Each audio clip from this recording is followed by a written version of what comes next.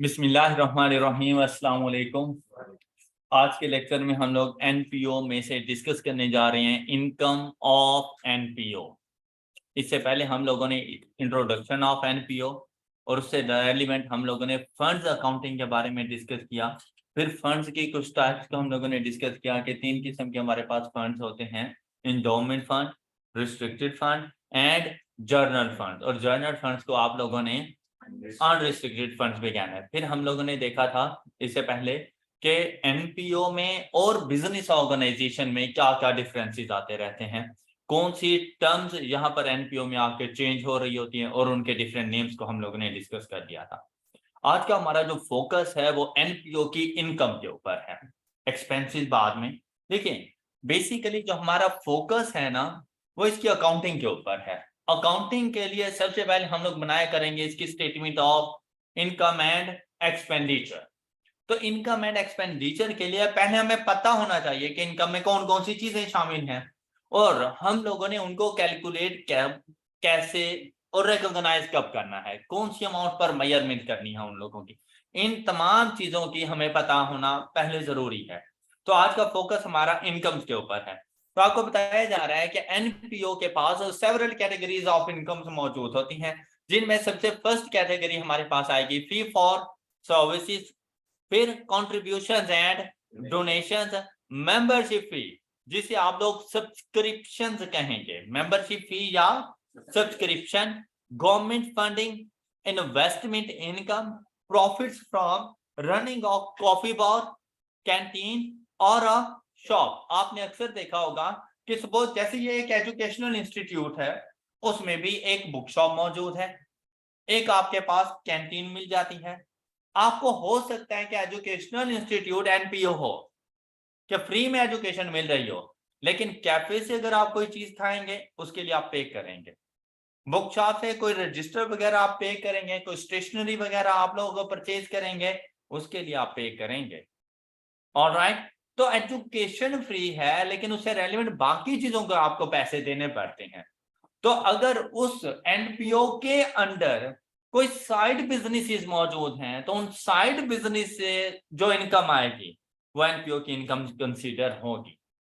Clear? तो हम लोगों ने इसको जाके इन डिटेल देखना है, हर एक पॉइंट को इन डिटेल हम लोग देखेंगे। And the last one is fund raising events. अब वन बाय वन डिस्कशन में सबसे पहले फी फॉर सर्विसेज को हम लोग देखते हैं। यहाँ पर आपको बताया गया एनपीओ में charge fee for their services. आप लोग देखें बेटा, जितने भी गवर्नमेंट हॉस्पिटल्स हैं ये एनपीओ हैं, गवर्नमेंट स्कूल्स हैं ये भी एनपीओ हैं। लेकिन आपको पता है कि ये अपने पास एक पर्ची के 10-10 रुपए आपसे लेते हैं, ओके, चाहे नॉमिनल अमाउंट ही क्यों नहीं, लेकिन चार्ज तो करते हैं ना। तो वो जो इनिशियल उनके पास अमाउंट आती है वो फी फॉर सर्विसेज है। गवर्नमेंट स्कूल्स में चले जाए ना, फ्री एजुकेशन है, लेकिन नील नहीं। हो सकता है आपको जस्ट 10 रुपीज पर मंथ पे करने पड़ते हो सकता है सिर्फ एडमिशन के टाइम पर आपको 100 रुपीज पे करने पड़ते हो, लेकिन कुछ ना कुछ अमाउंट जरूर पे करते हैं आप लोग। ऐसा है ना? हाँ, ये अलग बात है कि प्राइवेट स्कूल में जहां 5,000 पे कर रहे हैं, गवर्नमेंट स्कूल में वहां आप 50 रुपए पे कर रहे हैं। तो एक किस्म का एनपीओ ही है, सर्विसेज के अगेंस्ट उसने आपसे कुछ ना कुछ अमाउंट चार्ज कर ली। फिर कहते हैं एनपीओ में charge fee for their services in order to supplement their funding, ताकि वो अपनी फंड रेजिंग को थोड़ा सा इंक्रीज कर सकें। फिर कहते हैं the fee is usually lower than the commercial charges for the same product और सर्विसेज। जैसे अभी मैंने आपको एग्जांपल दी, प्राइवेट स्कूल को आप लोग पर मंथ 5,000 रुपीज पे करते हैं फी के तौर पर, लेकिन वही फी गवर्नमेंट स्कूल वालों को आप जस्ट 50 रुपीज पे कर रहे होते हैं। दोनों का काम एजुकेशन प्रोवाइड करना है। A healthcare NPO charges ₹100 only for each consultation. लेकिन अगर एक प्राइवेट हॉस्पिटल्स के पास चले, हॉस्पिटल्स में किसी प्राइवेट कंसल्टेंट के पास चले जाएं, एटलीस्ट 2,000 रुपीज होते हैं। ऑलराइट, और ये आपसे कितना चार्ज करते हैं? 1,500। तो कहते सॉरी 100 रुपीज। कहते हैं visit by a patient while commercial hospitals are charging ₹1,500 per visit for similar services. तो एनपीओ से ये मुराद नहीं है कि ये बिल्कुल फ्री ऑफ कॉस्ट आप लोगों को सर्विसेज दें। एनपीओ अगर चाहें तो उन्होंने अपने एक्सपेंसेस बियर करने होते हैं। एनपीओ से मुराद ये है कि भाई आपने ना एक किस्म का ब्रेक इवन पॉइंट पे जरूर रहना है। मतलब मुझे ऐसे सोशल वेलफेयर का क्या फायदा जिसमें मैं अपने आप को नुकसान पहुंचा दूं। तो ऐसी भी सोशल वेलफेयर नहीं करनी जिसमें आप अपने आप को दूसरों के लिए फायदा जरूर सोचें लेकिन खुद को नुकसान में ना डालें। तो उसके लिए क्या होता रहता है कि आप दूसरों से प्रॉफिट ना अर्न करें लेकिन एटलीस्ट कॉस्ट तो उनसे लें। तो ऐसी सिचुएशन के अंदर आप उन्हें सब्सिडाइज्ड सर्विसेज प्रोवाइड कर सकते हैं, सस्ते रेट के ऊपर सर्विसेज दे सकते हैं। तो उनसे कुछ ना कुछ अमाउंट भी चार्ज कर सकते। अमाउंट चार्ज करने का ये हरगिज मतलब नहीं होता कि अब आप प्रॉफिट अर्न कर रहे हैं, क्योंकि आप देखें यही सर्विसेज वो अगर कहीं बाहर से लें उनको काफी एक्सपेंसिव पड़ती हैं, वो प्रॉफिट अर्न कर रहे हैं, मैं तो अपनी कॉस्ट भी नहीं ले रहा। ऑलराइट, नेक्स्ट देखें, an educational NPO is charging a fee of rupees 500 per month per student to provide affordable educational in an underprivileged areas। तो एजुकेशन के लिए भी अभी मैंने आप लोगों को एग्जांपल दे दी कि आपसे just 500 rupees per month charge करनी है, लेकिन अगर आप कोई प्राइवेट इंस्टीट्यूट्स वगैरह हो तो वो 5000 रुपीज चार्ज कर लेता है आप लोगों से। तो ये भी आप लोगों, और ये आपने अपने पास फिर इनकम के तौर पर रिकॉर्ड करनी है।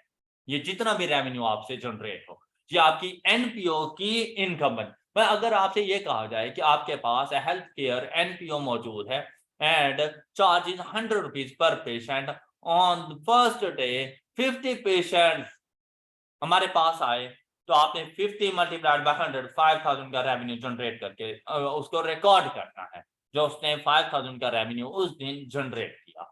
ऑलराइट, फिर देखें सेकंड पॉइंट, यहां पर देखें कहते हैं कॉन्ट्रीब्यूशंस एंड डोनेशंस। तो अब बात आती है कि अगर किसी किस्म की कोई डोनेशंस हमारे पास मौजूद हैं, कोई कॉन्ट्रीब्यूशंस वगैरह हमारे पास मौजूद हैं, और ये आपको मिलेंगी इनकी डेफिनेशंस वगैरह, डेफिनेशंस के पोर्शन में एसएनपीओ में 6.2 में। contributions can sum from many sources, can come from many sources। contribution कहीं से भी आपके पास आ सकती हैं। इनमें क्या इंडिविजुअल बेसिस के ऊपर भी contributions हो सकती हैं, कॉर्पोरेट्स लेवल्स के ऊपर भी हो सकती हैं, ये contributions बाय द गवर्नमेंट्स भी हो सकती हैं, और एक एनपीओ को दूसरी एनपीओ भी सपोर्ट कर सकती है, वहां से भी आपको कंट्रीब्यूशन मिल सकती हैं। फिर कहते हैं contribution includes contributions receivables that meet the criteria for recognition in financial statement। जो हमारे क्राइटेरिया को मीट कर जाएंगे हमने उनको जाके शामिल करना है। जैसे कि कंट्रीब्यूशन को अब डिफाइन किया गया, contribution is a non reciprocal transfer. मतलब मेरे ऊपर कोई लायबिलिटी नहीं। अगर वैसे देखा जाए, अगर मैं बैंक से किसी किस्म की कोई अमाउंट लेता हूं तो भाई ये मेरे उनकी तरफ से कंट्रीब्यूशन नहीं होती। मैं अपने दोस्त से अपना बिजनेस सेटअप के लिए थोड़ी सी इमदाद लेता हूं, मैं ये नहीं कहूंगा कि उसकी तरफ से ये कंट्रीब्यूशन है, क्योंकि कंट्रीब्यूशन आपकी लायबिलिटी नहीं होती, ये नॉन रेसिप्रोकल ट्रांसफर होता है। मतलब आपने अमाउंट दे दी, मैं अब आपको वापसी नहीं देने वाला। Got it? अगर आप बैंक से लोन लेते हैं आपको वापसी करना पड़ता है, ये कंट्रीब्यूशन नहीं है। दोस्त से उधार लेते हैं आपको उसका उधार वापस देना पड़ता है, कंट्रीब्यूशन नहीं है, ये लायबिलिटीज हैं। तो कंट्रीब्यूशन के लिए पहली शर्त कि आप हमारी मदद करें, और मदद फिर वापसी नहीं दूंगा मैं आप लोगों को। Alright, non reciprocal transfer to an NPO of cash और other assets or a non-reciprocal settlement or cancellation of its liabilities। कि भाई मैंने किसी से 10,000 रुपये उधारे लेने थे, मतलब मैंने उसको उधार दिया हुआ था, मैंने वो उधार उससे वापसी लेना था, और मैंने अब एक बिजनेस सेटअप किया या मैंने एक एनपीओ स्टार्ट की, और वो भाई साहब दौड़े दौड़े आए और कहते हैं ये लें जी हमारी तरफ से 10,000 रुपये, हमारी तरफ से कंट्रीब्यूशन, समझे? वो जो मैंने आपको 10,000 देने थे वो फिर कैंसिल हो गया, तो फिर ये कंट्रीब्यूशन तो ना हुई कि भाई ये तो वो 10,000 है ना जो तुमने पहले से मेरे पे करने थे, तो ये तो मेरी लायबिलिटी को कम कर रहा है। या मेरी मदद ये सोचकर ना करना कि मैं फ्यूचर में तुम्हें बेनिफिट दूंगा, ये सोचकर भी अगर मदद करते हो तो कंट्रीब्यूशन नहीं होती रहती। मतलब वो आपसे ये कह रहा है कि भाई और अदर एसिड्स और नॉन रेसिप्रोकल सेटलमेंट और कैंसलेशन ऑफ इट्स लायबिलिटीज, इनमें से कुछ भी नहीं होता। तो ये आपके पास एक किस्म का नॉन रेसिप्रोकल ट्रांसफर होती है, आपने उसको कंट्रीब्यूशन कहना है।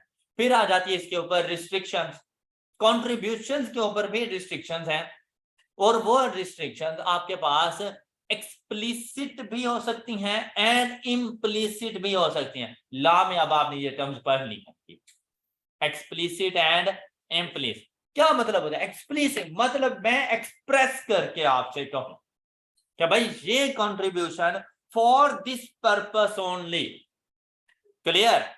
लेकिन आप मस्जिद के बाहर खड़े होकर चंदा मांग रहे हैं और वहां पर आकर मैंने आपको 500 रुपए दे दिए, मैं कुछ ना भी कहूं ना तो ये इम्प्लिसिट कंडीशन है कि भाई ये 500 मैंने इस मस्जिद के लिए दिया है। Got it? कि वहां पे ना हमारे एक्शंस हमें बता रहे होते हैं कि ये काम हम लोगों ने किस चीज के लिए किया, वहां पे फिर बयान करने की जरूरत नहीं होती। हाँ, आप वैसे ही मुझे मिले, मैं आपको जानता हूँ कि आपकी एक एनपीओ है जिसमें ये एक्टिविटीज होती हैं, मैंने डोनेशंस करनी थी, मैं या तो डोनेशंस कर दूं।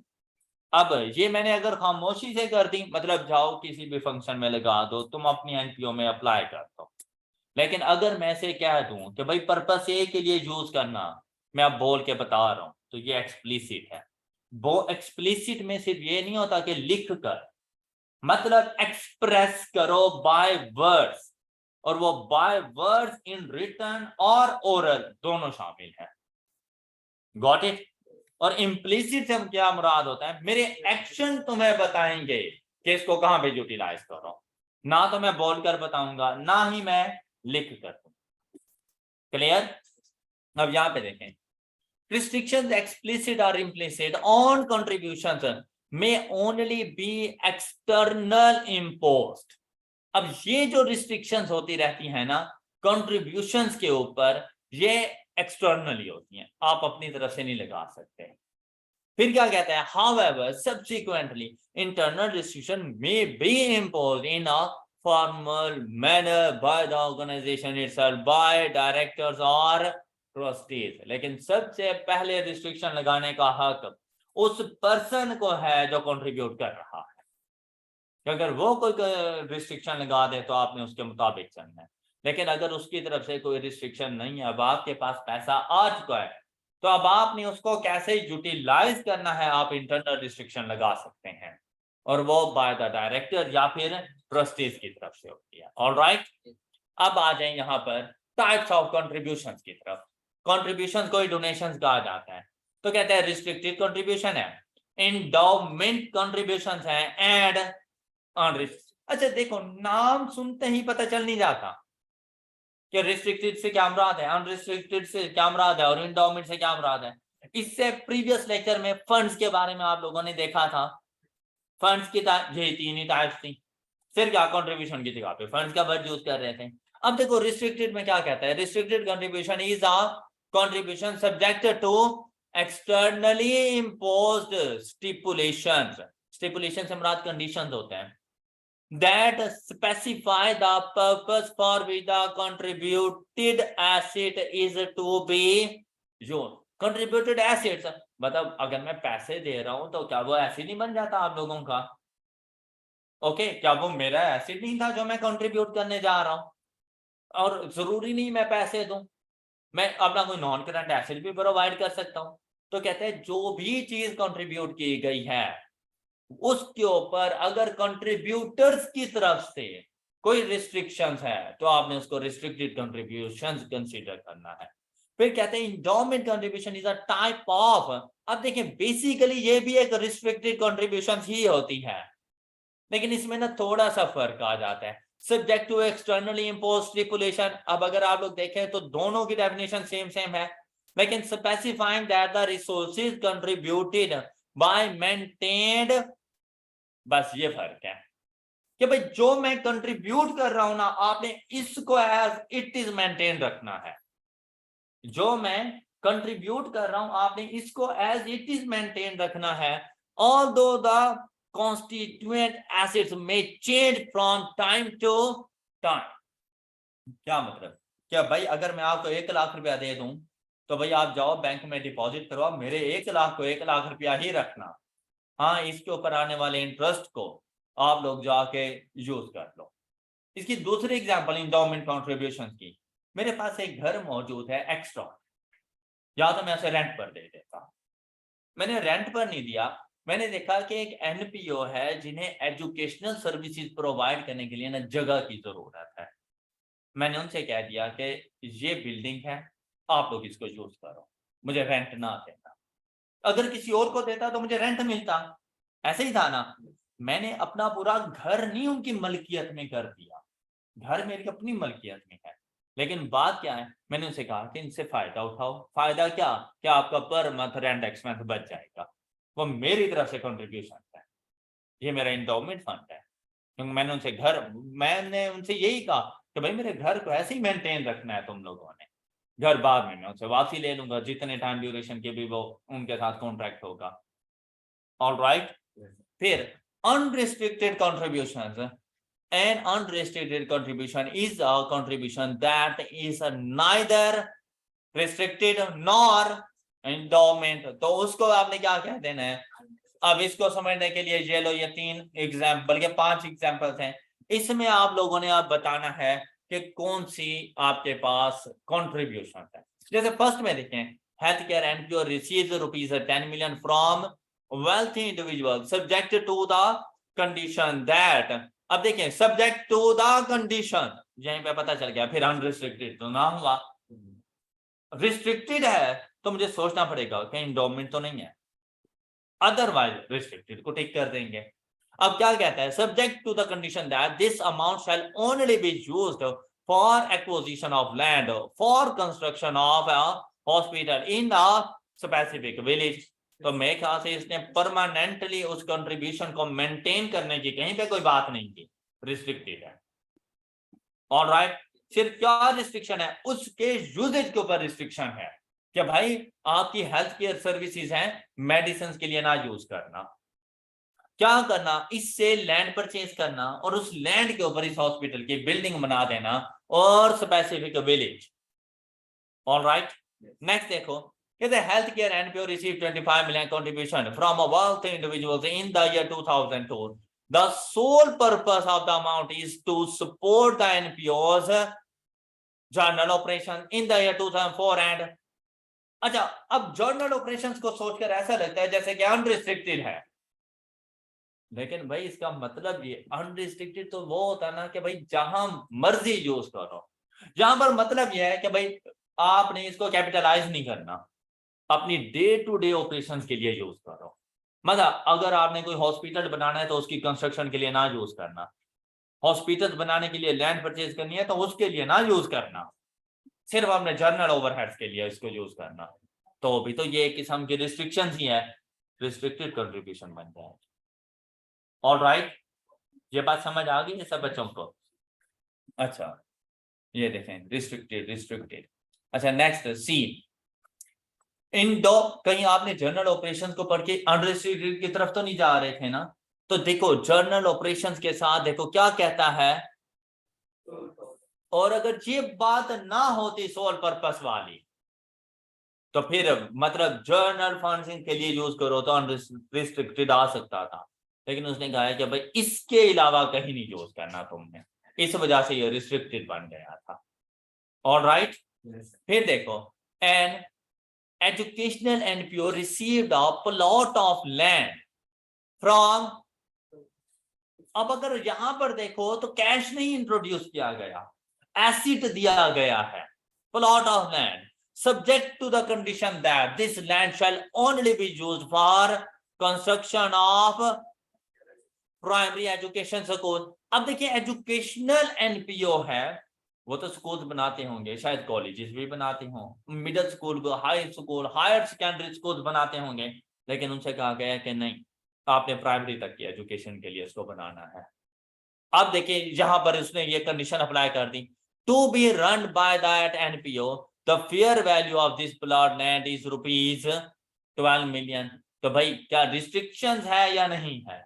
है रिस्ट्रिक्शन। कैसे प्राइमरी स्कूल बनाने आप लोगों ने, तो रिस्ट्रिक्टेड कंट्रीब्यूशन है ये आपके पास। इसी तरह से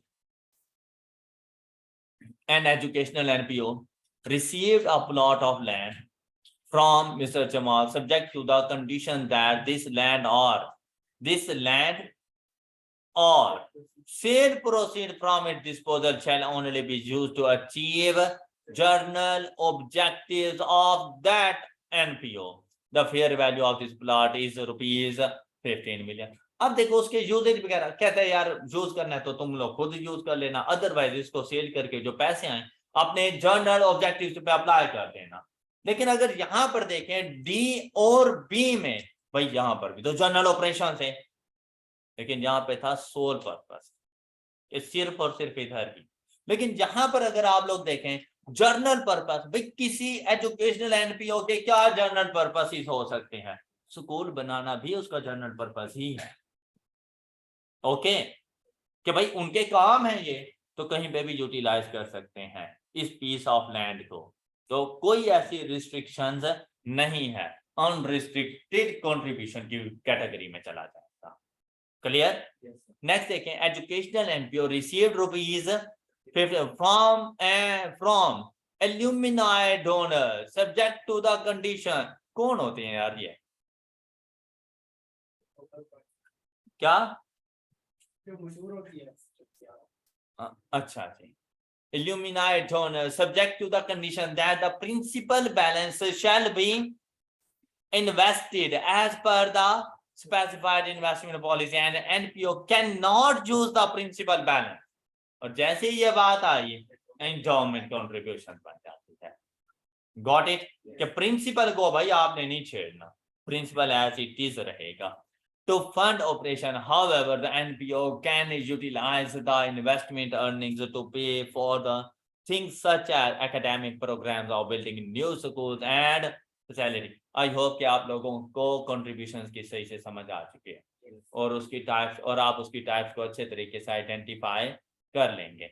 नेक्स्ट हमारे पास आता है contributed materials and, आपने अक्सर देखा होगा मस्जिदों के बाद जब चंदा मांग रहे होते हैं ना, तो कहते हैं साहिब इस्तात लोग आए, कंट्रीब्यूट करें, हिस्सा डालें। लेकिन जरूरी नहीं कि आप लोग आकर पैसे ही दें, मस्जिद के लिए सफ़े खरीद के दे दें, कंस्ट्रक्शन हो रही है तो सीमेंट खरीद कर दे दें, बजरी खरीद कर दे दें। ओके, तो आप, और साथ में ये भी कहते हैं लाजिम बात है उन्हें लेबर भी तो चाहिए, लेबर को वो पे करते हैं। भाई यासीन आप कुछ नहीं पे कर सकते, आप जाके एक दिन काम कर लो वहां पर, सर्विसेज प्रोवाइड करो और उस सर्विसेज के अगेंस्ट अमाउंट रिसीव ना करो, तो ये भी आपकी तरफ से कंट्रीब्यूशन ही है, right? Contributions of materials and service. अब देखिए इससे पहले आप लोग देखें, या तो अपने नॉन करंट एसेट दे रहे होते थे, कंट्रीब्यूट कर रहे होते थे, जैसे पीस ऑफ लैंड वगैरह, या आप लोग अमाउंट्स दे रहे होते थे। अब क्या है, क्या आप कंस्ट्रक्शन हो रही है बिल्डिंग की, उस बिल्डिंग की कंस्ट्रक्शन के लिए मटेरियल प्रोवाइड करते हैं, कंस्ट्रक्शन मटेरियल, या आप उसमें कोई अपनी सर्विसेज जो आप में स्किल्स वगैरह हो, आप उसके मुताबिक अपनी services free of cost provide करते हैं। भाई बाकियों के लिए आप चार्ज करते होंगे, लेकिन वहां पर आप चार्ज नहीं कर रहे, तो भी आपकी तरफ से ये कंट्रीब्यूशन ही कंसीडर होगी। अब देखें, कहते हैं a contribution of material and services assets other than cash would be measured at fair value only when, कब, the fair value can be reasonably estimated and the materials and services are used in normal course of the NPO's operation and would otherwise have been, मतलब भाई construction हो रही है तो अगर cement की एक बोरी मिल जाएगी तो मैं इसको कंट्रीब्यूशन कंसीडर करूंगा, क्योंकि अब वो मुझे परचेज नहीं करनी पड़ेगी। भाई कोई कंस्ट्रक्शन नहीं हो रही, हमारा तो कंस्ट्रक्शन से कोई ताल्लुक ही नहीं है, और तुम आके मुझे सीमेंट की बोरी दे दो, मैंने उसको क्या करना है? क्लियर? तो ऐसी सिचुएशन में नहीं, मतलब वो कहता है क्या आपकी कंट्रीब्यूशन से हमें वो चीज बाजार से ना परचेज करनी पड़े फिर। ऑलराइट, फिर कहते हैं often these contributions are not recorded because of record keeping and valuation difficulties। कि भाई मैं अब इस चीज को कितनी अमाउंट, भाई मैं सर्विसेज प्रोवाइड कर रहा हूँ, मेरी सर्विसेज को किस अमाउंट के ऊपर रिकॉर्ड करोगे अगर मैं आपकी हेल्प करता हूँ किसी एक्टिविटी के अंदर, जो एक्टिविटी एनपीओ में आप लोग परफॉर्म कर रही हो। तो कहते हैं कि ऐसी सिचुएशन में हम लोग मोस्टली ऐसी चीजों को ना रिकॉर्ड नहीं करते रहते। क्या है, the for example it may be impracticable to record the receipts of the contributed services where the NPO depends heavily on the use of volunteers to provide services।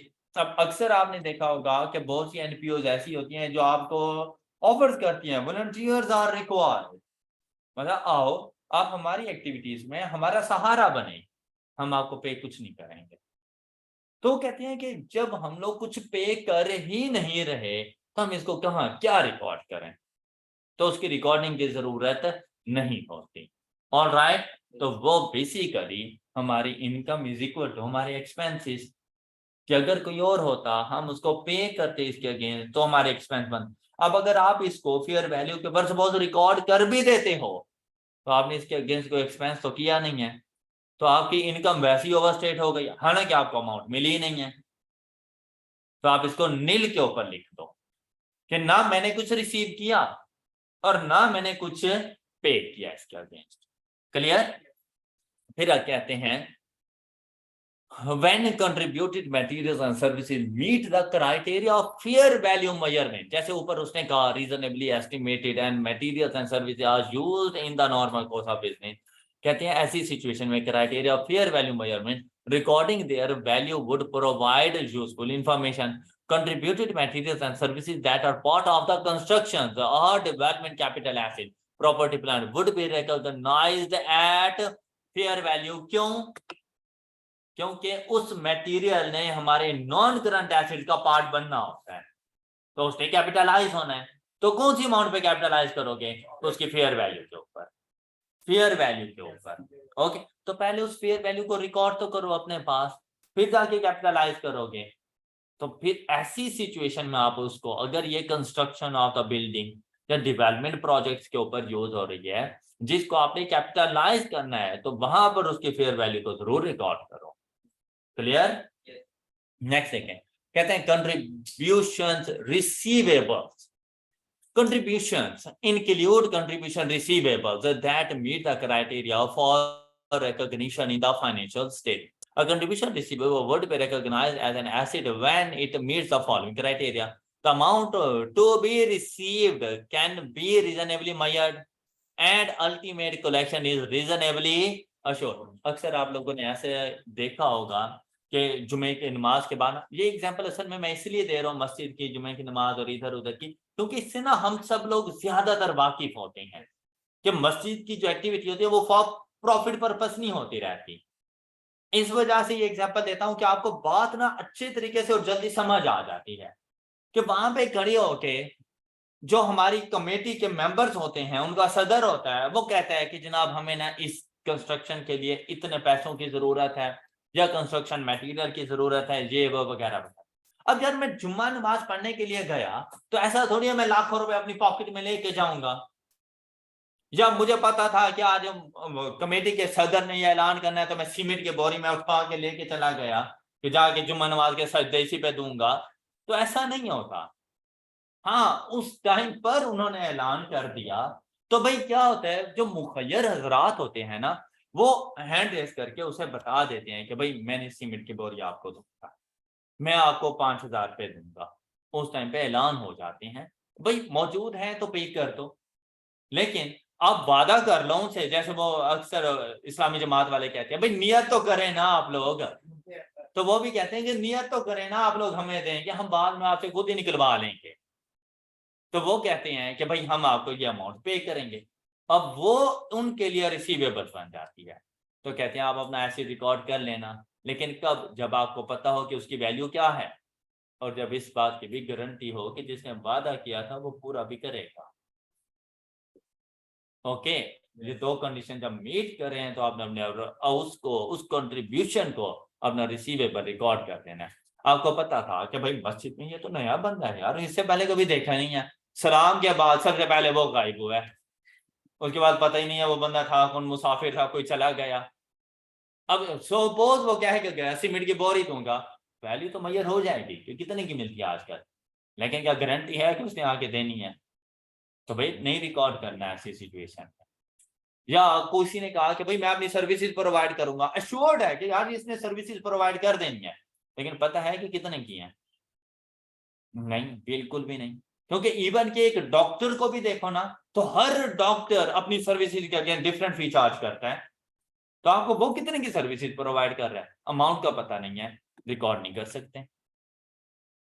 All right, तो ये criteria contribution receivables के लिए आपने जरूर याद रखना है कि कंट्रीब्यूशन रिसीवेबल्स का क्या criteria, amount to be received can be reasonably estimated and ultimate collection is reasonably assured. I hope कि जो मैंने एग्जांपल्स आपको दिए आपको अच्छे से समझ आ गई है कि रिसीवेबल्स को रिकॉर्ड कब करना है। ये केस हो के हमें उसकी वैल्यू का भी पता हो और ये भी हो के मिलते हैं। हाँ, तो आप उसको अपना एसिड रिकॉर्ड कर दो, हाँ, लेकिन बाद में सपोज नहीं मिलती तो भाई बैड डेट भी तो हम लोगों ने पढ़े थे, ओके, नहीं रिसीव होती। लेकिन ऐसा बहुत कम सिचुएशंस में होता है कि इस काम के लिए कोई वादा करके मुकर जाए, क्योंकि ये ना फॉर नोबल पर्पस, एक सोशल वेलफेयर, इस किस्म के काम होते हैं, तो जो वादा करते हैं ना वो उनको पूरा करते रहते हैं। ओके, अच्छा, इन particular recognition of plunge and bequest shall be recognized as follows। अब कोई पर्टिकुलर सिचुएशंस आई जिनमें हमारे पास एक तो आ गया रिकॉग्निशन ऑफ प्लज। प्लज क्या होता है? गिरवी रखवा देना, शाबाश। और दूसरा bequest क्या होता है? विरासत, विरसा, जायदाद, उसे कहा जाता है।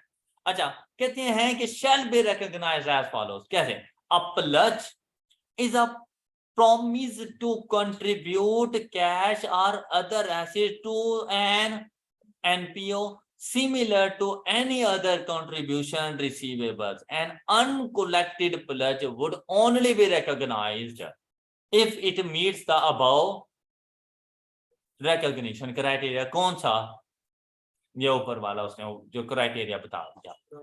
फिर there is reasonable assurance that the NPO will comply with the conditions, if any, attached to the contribution, and contribution is not dependent on any contingent event outside the NPO controls।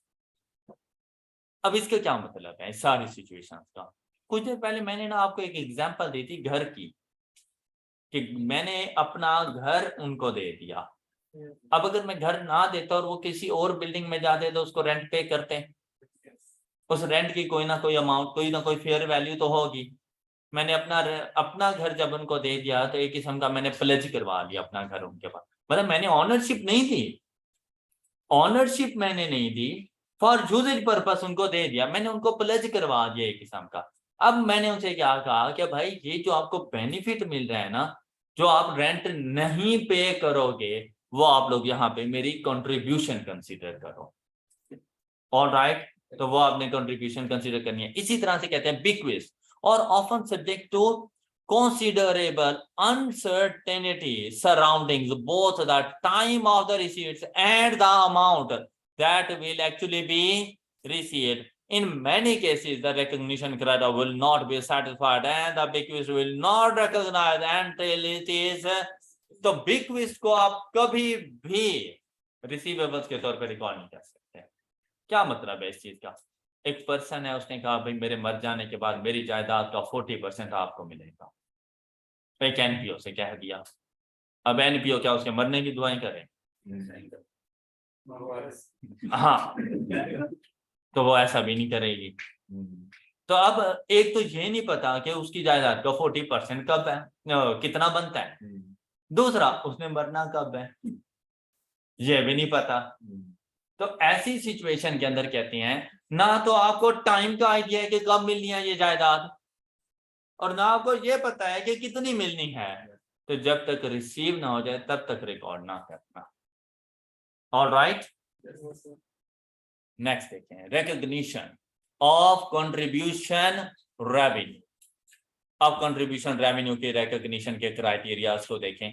जैसे कि सबसे पहले आपसे कहते हैं using the deferral method. आपको पता है ना, फंड्स अकाउंटिंग में आप डेफरल मेथड पढ़ेंगे, इसमें सिर्फ deferral method the contributions and related incomes are recognized as follow. जैसे कि इंडोमेंट कंट्रीब्यूशंस अगर आपके पास मौजूद हैं, पढ़ क्या हैं आप लोग कि कंट्रीब्यूशंस की टाइप्स में एक आपके पास है इंडोमेंट कंट्रीब्यूशंस, फिर आपके पास रिस्ट्रिक्टेड कंट्रीब्यूशंस वगैरह मौजूद हैं, और फिर रिस्ट्रिक्टेड कंट्रीब्यूशन में भी कुछ ऐसी हैं जो एक्सटर्नली रिस्ट्रिक्शंस हैं, कुछ इंटरनली रिस्ट्रिक्शंस हैं, और कुछ आपके पास अनरिस्ट्रिक्टेड कंट्रीब्यूशंस वगैरह हैं। अब देखें इंडोमेंट कंट्रीब्यूशंस के बाद कहते हैं recognize as direct increase in net assets in the current period. जिस साल आपको वो मिली उस मर्तबा आप अपने एसेट्स में इंक्रीज रिकॉग्नाइज करेंगे and exclude from revenue. This is because endowment contribution will never be available to meet expenses associated with the organization services delivery activities. अच्छा, अब देखें, कहते हैं कि भाई आप उसको रिकॉग्नाइज तो अपने पास कर लेंगे, आपके एसेट्स में वो इंक्रीज हो जाएगा, लेकिन आपने ना उसको रेवेन्यू अपना नहीं बना सकते। क्यों? क्योंकि इंडोमेंट के लिए आपसे कहा गया था कि भाई आपने इसको इन्वेस्ट करना है और उससे जो आपको अर्निंग्स मिले उन अर्निंग्स को आपने अपना रेवेन्यू बनाना है। तो भाई जिस दिन आपने कंट्रीब्यूशन रिसीव की, क्या उस दिन आपको अर्निंग्स मिलेंगी? तो क्या अर्निंग्स के लिए आपको एक साल वेट नहीं करना पड़ेगा? तो इस वजह से आप रेवेन्यू नहीं बना सकते, लेकिन आपके एसेट में कहते हैं इंक्रीज जरूर आ जाएगा। Got it? फिर कहते हैं restricted contribution for expenses of current period. तो ऐसी सिचुएशन में रिकॉग्नाइज कर दो revenue in the current period. भाई करंट ईयर के ही एक्सपेंसेस के लिए आपको कंट्रीब्यूशन दी गई थी, तो करंट ईयर का वो रेवेन्यू बन जाएगा। फिर restricted contribution for expenses of future period, तो बताओ क्या करना चाहिए मुझे? डेफर कर देना चाहिए। ऐसे ही है ना, जिस साल उसका एक्सपेंस होना है उस साल का उसका रेवेन्यू प्रोपोर्शनेट बेसिस के ऊपर। तो यही चीजें आपने गवर्नमेंट ग्रांट में भी ऐसा कुछ पढ़ा था। तो देखो क्या कहता है, defer and recognize as revenue in the same period as the related expenses are। तो गवर्नमेंट ग्रांट वाला ही सारा क्राइटेरिया यहाँ पे मौजूद है कि जिस साल उसके एक्सपेंसेस हुए हैं उस साल के मुताबिक तो आप उसको रेवेन्यू जनरेट कर दो, रेवेन्यू रिकॉर्ड कर दो। लेकिन अगर कोई अमाउंट बच जाती है तो आप उसको डेफर करके ले जाओ। फिर आपके पास, और डेफर करोगे तो आपके पास क्या बनेगा? एसेट या लायबिलिटी? लायबिलिटी बन जाएगी।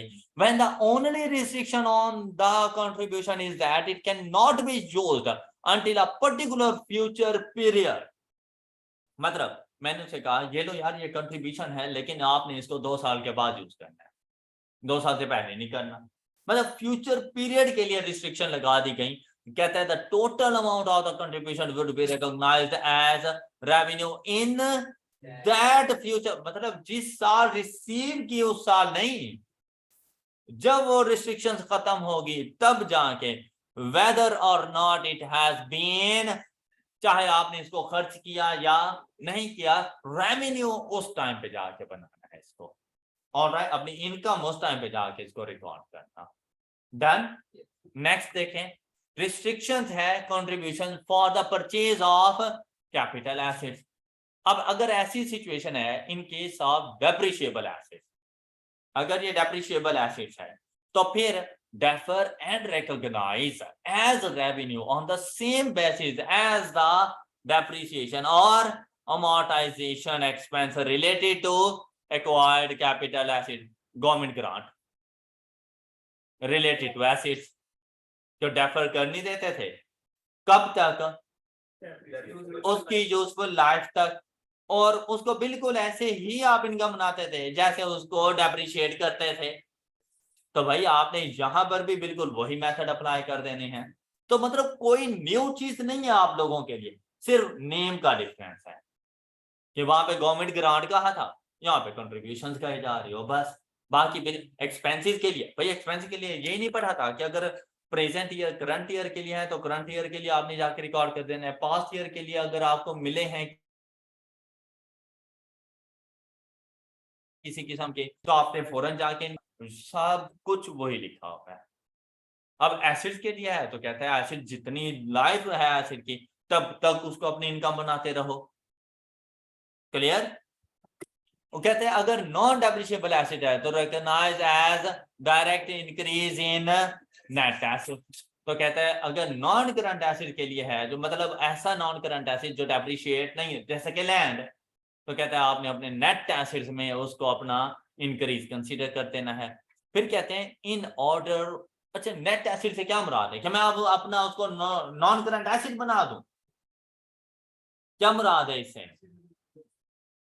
एसिड बेसिकली इक्विटी की बात कर रहा है, मतलब कह रहा है अपनी इनकम बना दो। क्योंकि देखो अगर नॉन करंट एसिड की एक्विजिशन है तो भाई आपने लैंड परचेज करके अपना नॉन करंट एसिड इंक्रीज कर ही दिया, वो जो अमाउंट आएगी वो तो बैलेंस शीट की दूसरी साइड पर तो अपने उस नेट एसिड मतलब इक्विटी को इंक्रीज करोगे कैसे? अपनी इनकम रिकॉर्ड करके, फिर जाके दोनों साइड एक दूसरे के इक्वल होंगी। ऑलराइट, सिर्फ अपने नॉन करंट एसिड को ना इंक्रीज कर दे भाई, वो तो लैंड के तौर पे कर रही हो तुम, बात हो रही है उस अमाउंट की, उस अमाउंट को अपने नेट एसिड का पार्ट बनाना मतलब इनकम रिकॉर्ड करना। ऑलराइट, फिर in order for contribution to be accounted for as a contribution restricted for the purchase of a capital asset, the contribution must specify the portion of the contribution that is to be used to purchase capital asset. If the contribution does not so specify, then the contribution would be recognized as revenue when spent for the particular purpose covered by the restriction, regardless of the fact that some of the expenditure may relate to the purchase of capital expenditure, capital assets. यहाँ पे कहते हैं कि अगर contributions में आपको बता दिया गया है कि कितना पोर्शन आप लोगों ने नॉन करंट एसेट की परचेज के लिए यूज करना है और कितना पोर्शन आप लोगों ने बाकी एक्सपेंस के लिए रखना है, फिर तो उसको वैसे ही ट्रीट करो। लेकिन अगर आप लोगों को नहीं बताया गया तो फिर नॉन करंट एसेट के एक्विजिशन के ऊपर जितनी अमाउंट आपने स्पेंड की है उतनी अमाउंट को आपने अपना रेवेन्यू बना देना है और बाकी जो अमाउंट होगी उसके एक्सपेंसेस के ऊपर खर्च कर देना। Done? Next, restricted contribution for the repayment of debt। मतलब मैंने देखा एनपीओ के ऊपर ना कर्ज है, उसने अपने एक्टिविटीज को परफॉर्म करने के लिए बैंक से लोन लिया था, वो बैंक का लोन पे करना है, या एनपीओ के ऊपर बिजली के बिल पिछले 2 माह के पेंडिंग पर है, लायबिलिटी आ गई है, कोई कर्ज है, तो मैं उनको इसीलिए पैसे दे रहा हूं ताकि ये अपने इस लोन को क्लियर कर सकें। ओके, इसके अलावा बाकी किसी एक्टिविटीज के लिए नहीं है। मतलब मस्जिद में खड़े होकर उन्होंने कहा कि पिछले 2 माह से बिजली का बिल पे नहीं किया हुआ, इस मतलब मीटर ने कट जाना है, तो जल्दी से आप हमें पेमेंट्स करें, कंट्रीब्यूट करें, कोई फंड रेजिंग की इस तरह से कैंपेन चलाएं। तो आप जो लोग पैसे देंगे वो इसीलिए दे रहे हैं कि भैया आप बिजली का बिल पे करें, पता चले कि भैया उन्होंने पैसे इकट्ठे किए सब कुछ, कमेटी ने वो पैसे कहीं और यूज कर लिया, बिजली का बिल वैसे का वैसे ही, अब अगली जमात नमाज में फिर खड़े हो गए, तो यहाँ पर इश्यूज बन जाएंगे कि हमने आपको पहले दिए थे तो वो आपने कहाँ किए हैं। क्लियर? अब यहाँ पर देखें, कहते हैं in case debt was incurred to fund expenses of future periods defer and recognize as a revenue in same period as the related expenses are recognized। ये बिल्कुल वैसे ही है जैसे आपने कुछ देर पहले पढ़ा था कि अगर कोई ऐसी आपको कंट्रीब्यूशन मिलती है जो फ्यूचर पीरियड के एक्सपेंसेस के लिए है तो वो फ्यूचर पीरियड्स में ही आपका रेवेन्यू बनेगी। तो यहाँ पर भी यही कह रहा है कि अगर वो जो डेट था वो आपके ऐसे एक्सपेंसेस के लिए था जो आपने फ्यूचर में इनकर करने थे, तो जब आपने उनको और तो फिर आपने उसको डेफर किया हुआ है तो रिकॉग्नाइज उसको रेवेन्यू उस टाइम बनाना जब वो एक्सपेंस आप करो, तो रिलेटेड पीरियड में जाके उसको रेवेन्यू बनाना। तो ये अकाउंटिंग का यही रूल होता रहता है कि भाई सेम पीरियड के इनकम्स के साथ सेम पीरियड के एक्सपेंसेस मैच करने चाहिए। Alright, in case debt was incurred to fund the purchase of capital asset, depreciable as a deferred and recognized as revenue on the same basis as, ये अभी आप लोग ऊपर बात करके आए हैं कि अगर ये इस लोन का नाम ने पर्पस देखना है, अगर ये करंट एंड फ्यूचर पीरियड्स के लिए है तो आप लोगों ने अकॉर्डिंग टू द सिचुएशन, मतलब जिस टाइम के एक्सपेंसेस होंगे उस टाइम में रेवेन्यू बनाना है। अगर ये एसेट्स की परचेज के लिए है तो आपने जैसे ऊपर देखा था कि भाई एसेट्स परचेज करने के लिए कि डेप्रिशिएबल एसेट है या नॉन डेप्रिशिएबल एसेट है, अगर डेप्रिशिएबल एसेट्स है और आपने उसके डेट को क्लियर करने के लिए किसी किस्म की कंट्रीब्यूशन कर दी तो आपने उसको डेफर करते जाना है useful life of an asset के लिए तक। फिर कहते हैं in case of debt was incurred to fund the purchase of capital assets, मतलब नॉन डेप्रिशिएबल कोई एसेट आपके पास मौजूद है तो कहते हैं as direct increase in net asset के तौर पे लेके जाना। इसके अलावा अगर कोई है recognize revenue in the current period. Alright, and the last one is unrestricted contribution, जैसे ही रिसीव करो वैसे ही उसको अपना रेवेन्यू बना लो। तो अब देखें, deferred contribution balance should be presented in the statement of financial position outside net assets as liability. तो आप लोग डेफर्ड ग्रांट को ऐसे नहीं रिकॉर्ड करते थे कि आप लोग उसको लायबिलिटी का पार्ट बनाते थे, फिर current portion and non current portion देखते थे। तो यहाँ पर भी अगर कोई आपके पास डेफर्ड कंट्रीब्यूशन बैलेंस मौजूद है तो आपकी नेट एसेट का पार्ट नहीं बनता, वो नेट एसेट के बाद लिखा जाता है, मतलब इक्विटी के बाद लायबिलिटीज का पार्ट बनता है। ये आपके पास एक छोटी सी एग्जांपल आ गई है, जल्दी से इस एग्जांपल को पढ़ें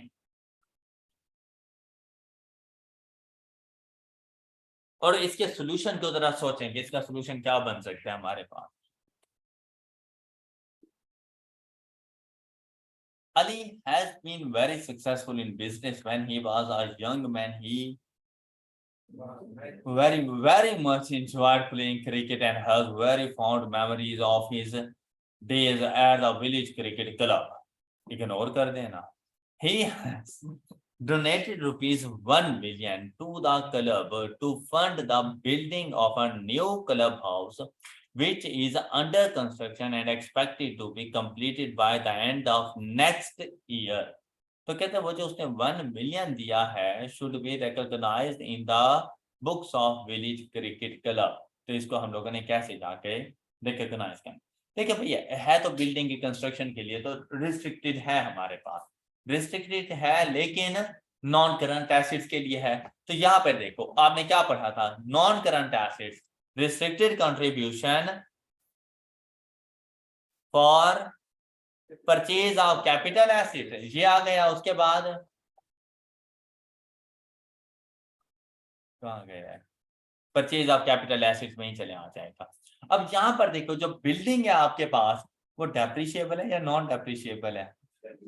डेप्रिशिएबल है। तो डेप्रिशिएबल के लिए आपने क्या पढ़ा था कि यूजफुल लाइफ तक आपने उसको अपना रेवेन्यू रिकॉर्ड करते जाना है ईयरली बेसिस पर। जैसे ही आप उस एसेट को डेप्रिशिएट करो और जो उसके रिमेनिंग पार्ट होगा वो आप लोगों ने डेफर कर देना है। कैसा नहीं था? तो क्या देखें, this is restricted contribution for construction of a capital asset initially this amount shall be initially this amount shall be recognized as. क्योंकि अभी तक तो कंस्ट्रक्शन कंप्लीट ही नहीं हुई, नेक्स्ट ईयर में जाके कंप्लीट होनी है। तो अभी सारी की सारी डेफर्ड कंट्रीब्यूशन और लायबिलिटी के तौर पर रिकॉर्ड कर देना। सब्सिक्वेंटली जब कंस्ट्रक्शन कंप्लीट हो जाएगी this shall be recognized as revenue on the same basis depreciation expense is charged on the building of new club house। all right, तो क्या हमने थ्योरी में यही कुछ नहीं पढ़ा था? और जिन्होंने मुझे डिफरेंट आंसर्स किए थे या उन सबको क्लियर हो गई है ये बात? अब आप लोग आ जाए एग्जाम्पल नंबर 4 के ऊपर और एग्जाम्पल नंबर 4 के बारे में जरा सोचें। A social club is a small town has managed to accumulate a significant balance on its accumulated fund over the year. Its board of trustees have decided that the club should establish a fund to contribute to the school fee of children of high promise from the town.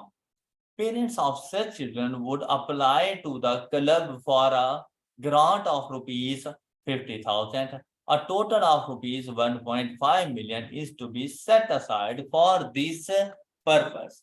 और आपसे पूछा गया how to account for the above when the amount is set aside and subsequently when the amount is actually paid. हाँ जी, देखो purpose क्या था, total amount हमारे पास 1.5 million क्या था, फ्री एजुकेशन वगैरह के लिए है, ऐसे ही है ना, मतलब बच्चों की फी वगैरह पे करने के लिए हम लोगों ने करना है। तो ऐसा नहीं है जैसे फ्यूचर के एक्सपेंसेस वगैरह हो, तो जब तक एक्सपेंस ना हो तब तक डेफर नहीं हो जाना चाहिए था इसे। तो फिर देखो क्या लिखा गया हमने, अच्छा सेट असाइड कर दिया, मतलब अपने फंड्स में पहले से फंड्स मौजूद हैं, उस जैसे हम लोग रिटेन अर्निंग से जर्नल रिजर्व्स में लेकर जाते थे तो हम लोग क्या एंट्री रिकॉर्ड करते थे, retain earnings to general reserve. तो भाई यहाँ पर भी आपने ऐसे ही करना है कि आप लोगों ने, this is not restricted contribution because there is no externally imposed stipulation, rather an internal restrictions has been imposed by the NPO itself. The transfer of rupees 1.5 million shall be presented in statement of changes in net assets, equity नहीं भर देना, and not in the statement of income and expenditure में नहीं जाएगा, सिर्फ net asset में change है। आप अपने ही फंड्स से एक दूसरा फंड क्रिएट करते हो, तो उसके लिए आप लोग क्या करेंगे, जर्नल फंड्स से स्पेशल एजुकेशन फंड की तरफ इसको लेकर आ जाएंगे। अब स्पेशल एजुकेशन फंड में आपके पास 1.5 बिलियन मौजूद है, फिर जब इसको आप पे कर देंगे तो फिर स्पेशल एजुकेशन फंड को डेबिट कर देना और कैश या बैंक को क्रेडिट कर।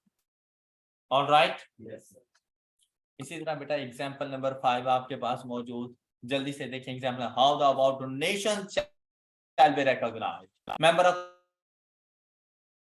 Cricket club donated rupees 2 million for repayment of, तो ये देखो डेट की रिपेमेंट के लिए आ गया, तो देखना पड़ेगा लोन किससे लिया था, obtained by the club in order to finance its journal operation, how the above donation shall be recognized। तो हम एक्सपेंसेस के लिए था तो हमें क्या करना चाहिए, एक तो ये है कि जर्नल ऑपरेशंस के लिए यूज करना है तो रिस्ट्रिक्टेड कंट्रीब्यूशंस है, for repayment of journal operations ना कह देना, ये डेट की रिपेमेंट के लिए रिस्ट्रिक्शंस हैं कि भाई ये इन डेट के लिए आपने करने हैं। However, since the loan relates neither to expense of future period nor to the capital, the contribution shall be recognized as a revenue in the, but immediately आप लोगों ने इसको अपना रेवेन्यू रिकॉर्ड कर लेना है। आई होप कि ये 3 मेथड आप लोगों को अच्छे तरीके से इनकम के समझ आ गए होंगे।